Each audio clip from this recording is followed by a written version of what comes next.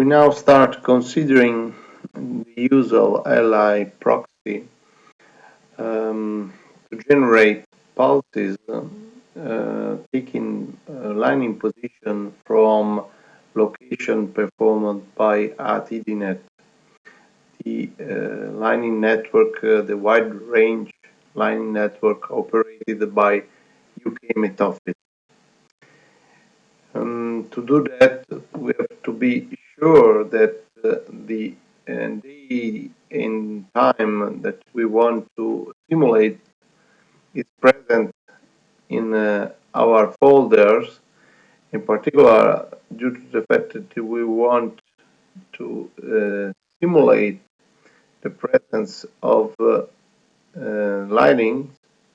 We need to the granules from atdnet are present in the folder scripts under the source code folder.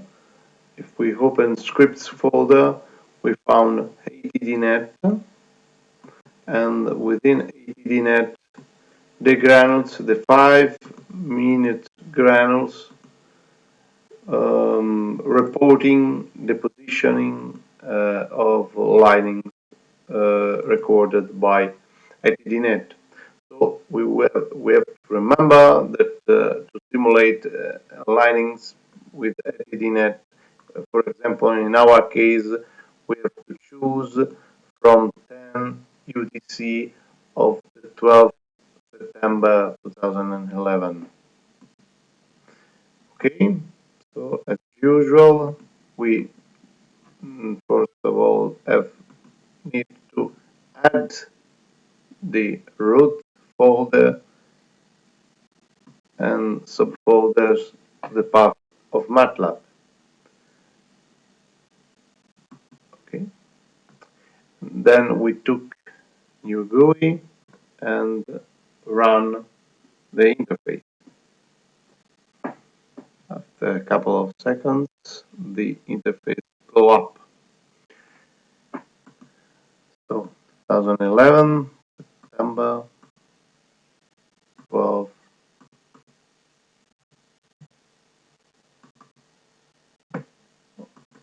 Remember, you have to choose all the values. You cannot leave one of the default value because it's not present as a value within the MATLAB code. Even if you want to leave 0, you have to write it. For our purpose, we decide to run a quarter of hour of simulation. So we have fixed start time and end time, and then we select storm simulation from atdnet and press process.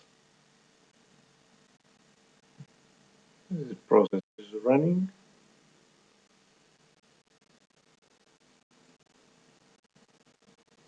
The process bar is just giving you an idea of how fast is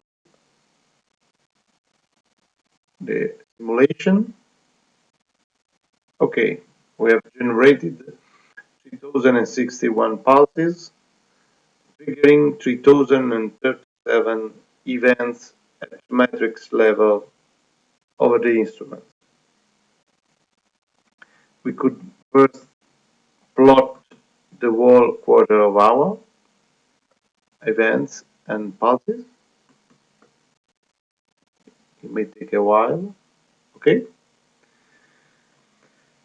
From the graphic below, you can see the time trend of pulses in green and events in red.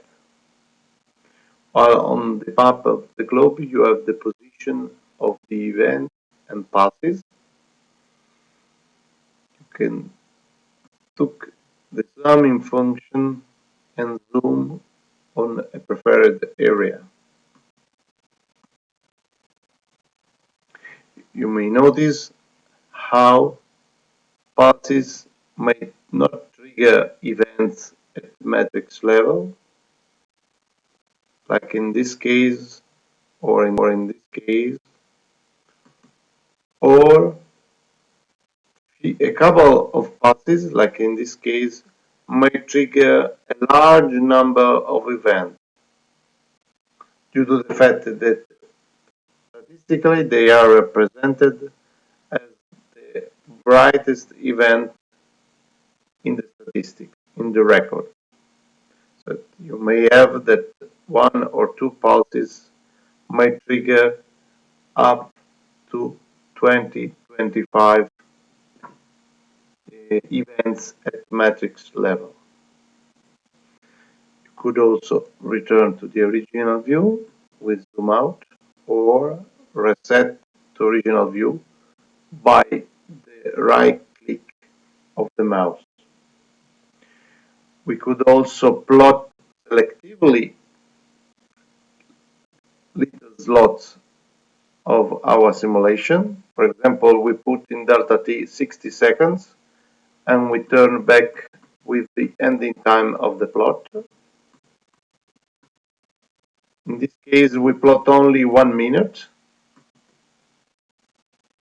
Then we could switch on the sync of the plot with the ending and starting time of the plotting, so that we increase, for example, the ending time.